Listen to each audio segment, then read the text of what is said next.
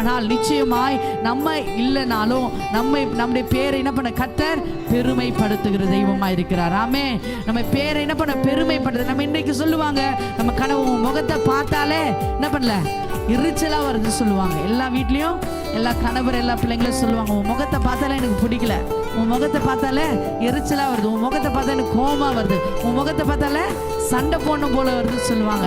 1000 சொன்னாலும் சொல்லட்டும், ஹல்லேலூயா. நம்முடைய முகத்தை படைத்தவர் இயேசப்பா, ஹல்லேலூயா. அது எப்படி இருந்தாலும் பரவாயில்லைங்க. மனிதருக்கு நல்லா இல்லைனாலும் பரவாயில்ல. இல்லை மனிதருக்கு நம்ம பைத்தியக்காரி, நிறைய குடும்பத்தில் சொல்லுவாங்க, நீ பைத்தியக்காரி போல சும்மா பேசிட்டே வளரினே இருக்கிறம்மா, உன் வாயை மூடுமா அப்படின்னு சொல்லுவாங்க. நம்ம அதட்டுவாங்க, அமைதலா இருந்து சொல்லுவாங்க. என் கர்த்தர் உங்களை என்ன பண்ணாரு, நீங்க பேசுகிறது அவர் கேட்கிறவராய் இருக்கிறார். ஹல்லேலூயா.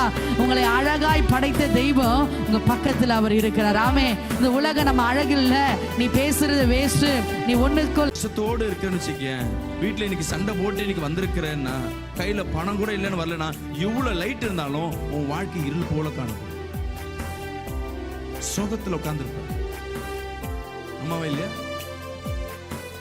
இதுவே உன் வாழ்க்கையில சந்தோஷம், இருதயத்துல ஆழத்துல சந்தோஷம் இருக்குன்னா, லைட்டே இல்லைன்னா கூட அந்த இருட்டை என்ஜாய் பண்ணும். அம்மாவா இல்லையா?